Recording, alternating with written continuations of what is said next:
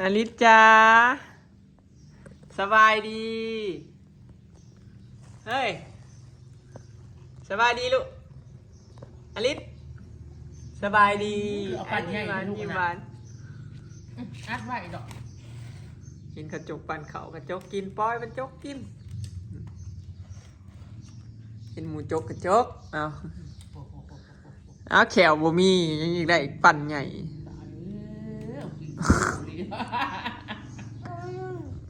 ติดคอเด้อ เขากินกิโลเถอะลูก ออกมากัดเอากัดทีละคำทีละกินคำใหญ่แท้ๆคิดฮอดอยู่บ่พอบ่ได้นอนน้ำซองมือฮะคิดฮอดกันอยู่บ่ฮะ พี่ทอดเถอะลูก คิดฮอดไหมคิดฮอดอยู่บ่จ้าจ้าจ้าจ้า จ้าว้าวลูก จ้าจ้าจ้าจ้า จูบกินแล้วดูจูบมันบริยามเราได้มันคือเราเด้อจูบกิน ยำกินปั่นเขา ดูดใช้มือดูด หนาวอยู่นางหนาวอยู่นอนนะฮะ คำปักใหญ่หนึ่งเอามาลูกมา เขียวบ่มีปะมันเห็นแล้วนะบ่กินเบิดดอกกินกับบ่ติดคอคะแนนบ่ติดคอแล้วก็พอละปะให้เห็นกินเลย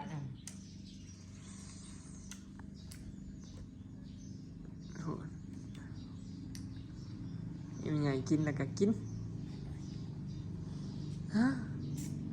สบายดีเด้อพี่น้องสบายดียามเช้าเนาะบอยบ่ได้ถ่ายงูเนาะบ่ได้ออกไปบ่ได้บอยสิออกไปเฝ้าเองพี่น้องมื้อ ส นี้ บายดีลูกสบายดีสบายดี เพราะว่า สบายดีลูกล่ะ บอยสิออกไปฉีดยาหมูอยู่เด้แล้วก็เมื่อคืนนี้ก็ได้นอนแน่เนาะได้นอนช่วงประมาณ2 โมงฮอดแจ้งบอยปล่อยอยู่น้ำแม่ช่วงประมาณตี 2นี่ล่ะให้นอนอยู่น้ำแม่เลยบอยก็นอนเฝ้าจนฮอดแจ้งนี่แหละก็เลยมื้อนี้ว่าสิออกไปเฝ้าเองแล้วสิออกไปฉีดยาหมูแน่พี่น้องฉีดแม่พันธุ์นั่นน่ะมื้อนี้ก็คือนอนอิ่มกว่าเมื่อวานอยู่กับมื้อแรกนี่เมื่อยมื้อที่2พอหิวนอนมามื้อ2มื้อ2นี่ใครแน่นอนบ่อิ่มแต่ว่ารู้สึกว่าบ่ง่วงบ่เพลียปานใดมื้อแรกนะเพลียแฮงอยู่ มาลูกมา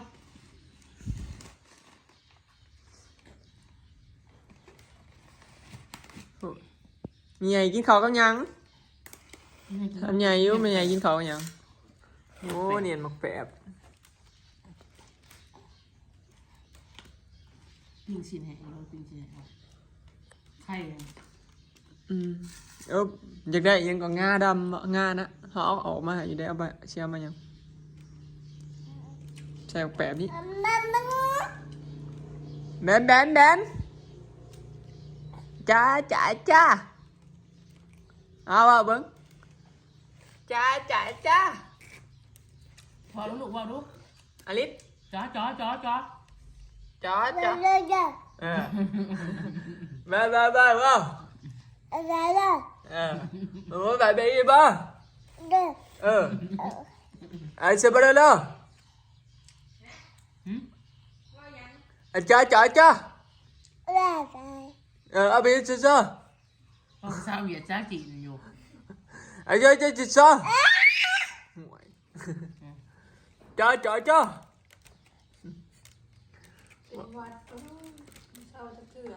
งานอยู่ในบ่อรถจักรงานตัวเจ้าบ่สั่งจ้า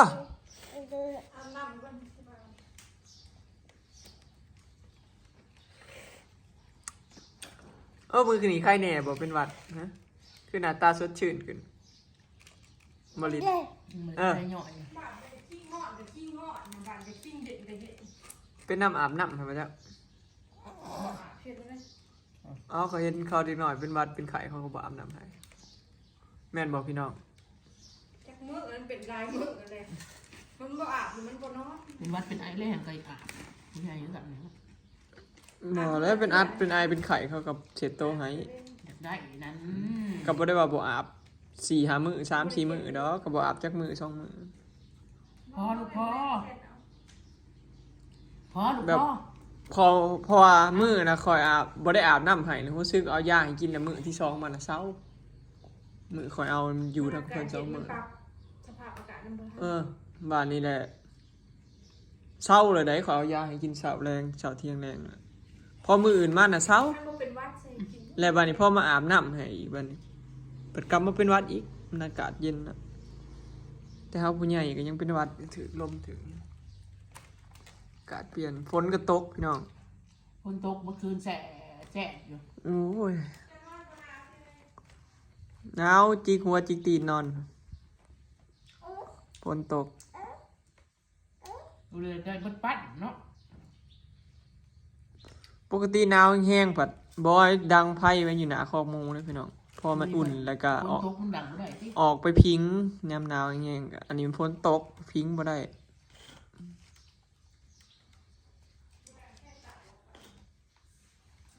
จ้าจ้าจ้าจ้าจ้า มันได้เอาเต่าขับข้างในน่ะ แน่นเอาเยอะเอาไปจับบ้าล่ะมือแรงนะมือแรงยังสิออกเฝ้าอีกพี่น้องแต่ว่าบ่ได้เฝ้าเบิดคืนดอกเฝ้าสิเด็กๆแล้วก็สิปล่อยอยู่น้ำแม่เลย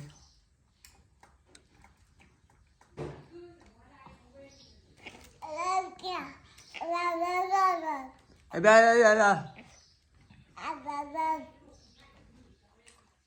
กลางคืนเนี่ยคือสิใครอยู่มันนอนหมูเนาะนอนลูก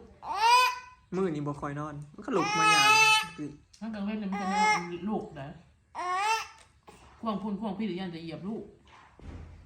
บ่ลูกมันเฮากับเบิ่งลูกมันนั่นแหละแข็งแรงแล้วก็ปล่อยแล้วแหละแม่มันลูกอยู่มันก็เบิ่งลูกมันอยู่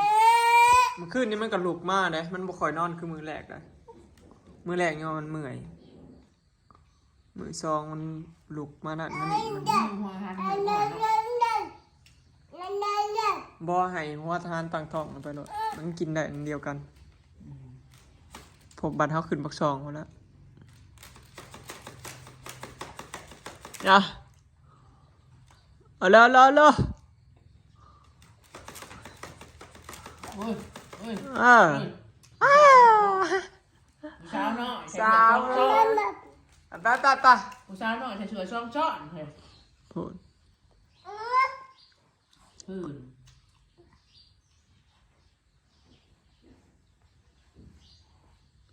เอ้ย ย่างย่ามึงคงติดมึงอย่าลูก ว้าวเก่งอะตึ้ง อยากโชว์อยากโชว์ ทายคงติดย่างย่า เอ้ย ถ้าโมใส่ให้ผัดหน้า อย่างเนาะฝนสะจีของเล่นว้าว ถั่วนอน เอาปอกใส่หัวซะเด้อนั่น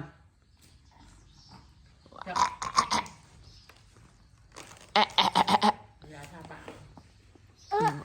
อมโหลดยาทาปากว้าวดื้อลีบ่มีไห้เนาะ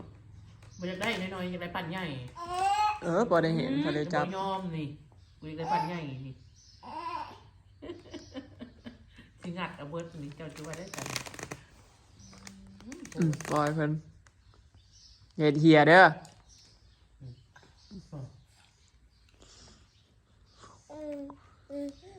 แซ่บบ่กินข้าวดีดอก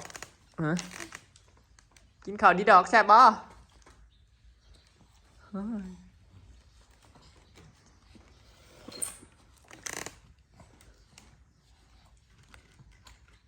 สบายดีลูกสบายดีใช่สบายดี สวัสดี น้องอลิกินข้าวแล้วเหรออิ่มแล้ว7 โมงกว่าอลิอิ่มแล้ว เอามื้อนี้นอนตื่นเช้าตื่นสวยอยู่บ่ลิศ มื้อนี้ตื่นช่วยบ่ คือเก่า ฝนก็ตกเบิดคืนจังหวะ เนี่ยมันชอบมาแบบนี้เนาะจังนั้นก็ จังหน่อยมันก็ตกอีก บ่ จังหวะมันก็ตกอีกโอ้ยอ๋อนั่นหยาดมึงหยาดปั่นเขา ปันน้อยบ่เอาเด้อบ่ยอมมือได้ปันใหญ่นี่นะจับไปมือกับบ่ปล่อย ใส่เขียวยิงอ่ะ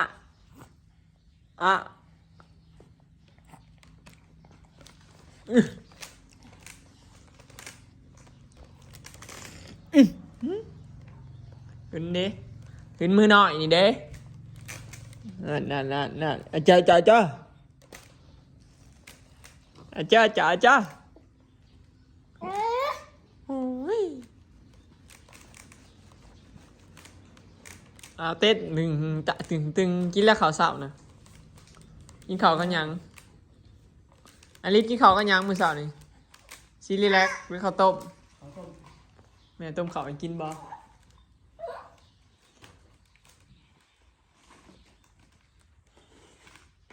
จับควมคือหยัง มันก็สิจกกันข้าวครับจกกินจกเอาลูกจกเอาเขาจกเอาลูกจกอย่าเอาลายเลยลูกอย่าเอาลายได้พ่อจักเบิดล่ะ พอแล้ว จักความกว่ามาหน่อยเลยเด้เนาะเว้าหยังก็ฮู้เรื่องนะว้าวเขาสิเอาปันใหญ่บ่เอาแซ่บบ่ หย่ำแน่ลูก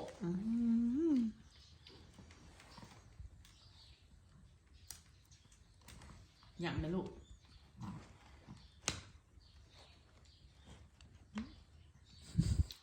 พอถึงเรียนติบเขากิน อยากจกกินเองเด้ แม่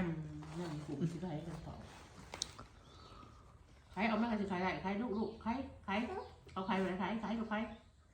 ครดึงขึ้นดึง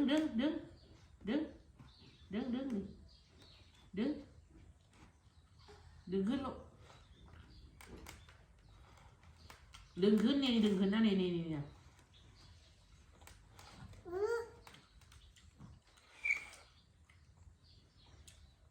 แล้วมาสิดึงขึ้นดีดึงขึ้น ดึงลูกดึง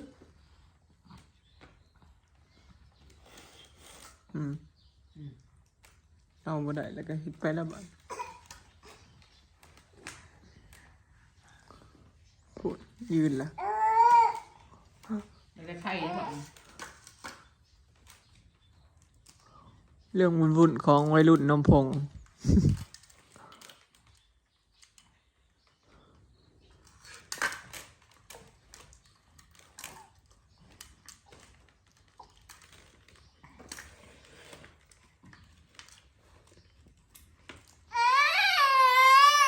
หยังแอะ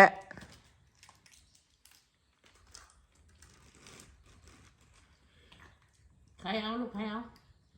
ใครได้ก็ได้กินใครบ่ได้ก็บ่ได้กินใครได้ก็ได้กิน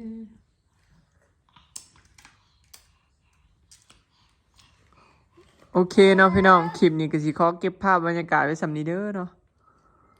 ไปแล้วสบายดีอลิสสบายดีจ้าพ่อเรียกพ่อ พี่สบายดี จ้ามาหน่อยเอ้ย